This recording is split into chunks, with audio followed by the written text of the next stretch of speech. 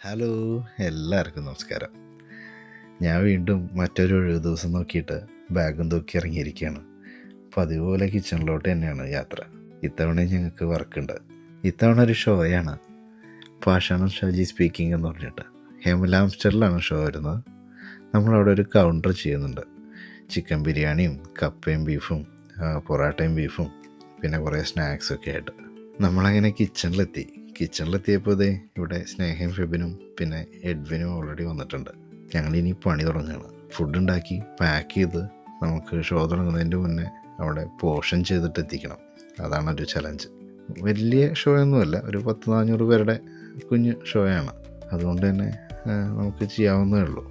ഞാൻ ശരിക്കും വീട്ടിൽ നിന്ന് ഇറങ്ങുമ്പോൾ വിചാരിച്ചിരുന്നത് കിച്ചണിൽ ഞങ്ങളെല്ലാവരും വർക്ക് ചെയ്യുന്ന വീഡിയോ ഒക്കെ കാണിക്കണമെന്നായിരുന്നു. അങ്ങനെ കാണിക്കണമെങ്കിൽ ഒരു ട്രൈപോഡ് വേണം. പക്ഷെ ഞാനത് വീട്ടിൽ നിന്ന് എടുക്കാൻ മറന്നുപോയി. അതിവിടെ വന്നപ്പോഴാണ് ഞാൻ ഓർക്കണേ, അയ്യോ അത് എടുത്തില്ലല്ലോ എന്ന്. സാരമില്ല, മറ്റൊരു അവസരത്തിൽ കാണിച്ചു തരാം ഞങ്ങളിവിടെ കിച്ചണിൽ എങ്ങനെയൊക്കെയാണ് ചെയ്യാറെന്നുള്ളത്. എന്നാലും കിച്ചണിലെ കുറച്ച് കാഴ്ചകളൊക്കെ ഞാൻ വീഡിയോ എടുത്തിട്ടുണ്ട്. ഇപ്പോൾ സമയം ഏതാണ്ട് 3 മണിയായി. ഞങ്ങൾ ഫുഡൊക്കെ പാക്ക് ചെയ്ത് വണ്ടിയിൽ ലോഡ് ചെയ്ത് ഇറങ്ങി. ഈ യാത്ര വീണ്ടും മനോഹരമാക്കി തരുന്നത് സിനോചേട്ടൻ തന്നെയാണ്, അതിൽ മാറ്റമൊന്നുമില്ല. ശരിക്കും പറഞ്ഞാൽ ഈ യാത്ര കുറച്ച് ടെൻഷനും എക്സൈറ്റ്മെൻറ്റും എല്ലാം കൂടി കലർന്നതാണ്.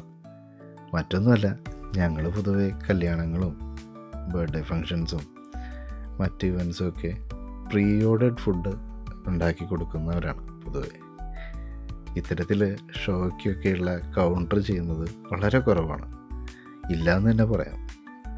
അപ്പോൾ ഇത്തരം ഷോകളാകുമ്പോൾ നമുക്കുണ്ടാകുന്ന ചലഞ്ച് എന്ന് പറഞ്ഞാൽ നമ്മൾ ഒരു അപ്രോക്സിമേറ്റ് കണക്ക് വെച്ചിട്ടായിരിക്കും ഫുഡ് ഉണ്ടാക്കുക.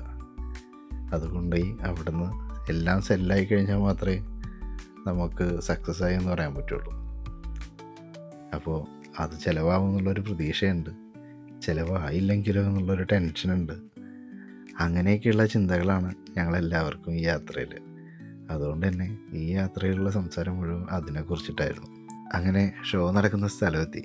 ഇത് ഹെമലാംസ്റ്ററിലെ ഒരു സ്കൂളാണ്. നമ്മുടെ ഗസീബ മുന്നിൽ തന്നെ കിടപ്പുണ്ട് കേട്ടോ. അതെ, ഇവിടെയാണ് ഷോ നടക്കുന്നത്. ഞങ്ങളങ്ങനെ സ്റ്റാൾ സെറ്റ് ചെയ്യാൻ തുടങ്ങി. കയറി ചെല്ലുന്നിടത്ത് തന്നെയാണ് നമ്മുടെ സ്റ്റാൾ വരുന്നത്. അതിനപ്പുറമാണ് ഷോ നടക്കുന്നത്. ഞങ്ങളെല്ലാവരും കൂടി സ്റ്റാളൊക്കെ സെറ്റ് ചെയ്ത് പരിപാടി തുടങ്ങി. സർബത്തും സ്നാക്സും സോഫ്റ്റ് ഡ്രിങ്ക്സും അങ്ങനെ എല്ലാം ഉണ്ട്. സ്നാക്സായിട്ട് നമ്മുടെ കയ്യിൽ പഴംപൊരിയും മീറ്റ് പപ്സും ഇലയടയൊക്കെയാണ്. എല്ലാവർക്കും ഭയങ്കര ഇഷ്ടമായിരുന്നു. കഴിച്ചിട്ട് നല്ല അഭിപ്രായമായിരുന്നു. ഞാൻ സർബത്തൊക്കെ ചെയ്തുകൊണ്ടിരിക്കുന്നുണ്ട്. അതിൻ്റെ ഇടയിൽ കിട്ടിയ സമയത്ത് എടുക്കുന്ന വീഡിയോസാണ് അതെല്ലാം. അതുകൊണ്ട് ഒരുപാടൊന്നുമില്ല. ഷോയിലെ കാഴ്ചകളാണ് ഈ കാണുന്നത്. പാഷാണം ഷാജി പിന്നെ ടിനി ടോം ഉണ്ടെന്ന് തോന്നുന്നു. ഞാൻ സൗണ്ട് കേട്ടായിരുന്നു, ആളെ കണ്ടില്ല. അവസാനം പരിപാടി ഏകദേശം വൈൻഡപ്പ് ആവാറായി. ഈ കാണുന്ന ബിരിയാണി ഉണ്ടോ, ഇത് ഞങ്ങൾ കൊണ്ടുവന്നിട്ട് ചിലവാവാതെ പോയതാണ്.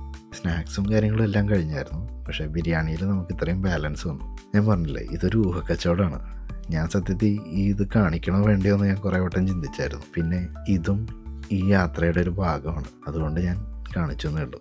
എല്ലാ ദിവസവും ഒരുപോലെ ആയിരിക്കില്ലല്ലോ അല്ലേ. അങ്ങനെ ഞങ്ങൾ സാധനങ്ങളൊക്കെ തിരിച്ച് ലോഡ് ചെയ്ത് തിരിച്ചു വന്നുകൊണ്ടിരിക്കുകയാണ്. മറ്റൊരു വിശേഷമായിട്ട് പിന്നെ കാണാം. ബൈ.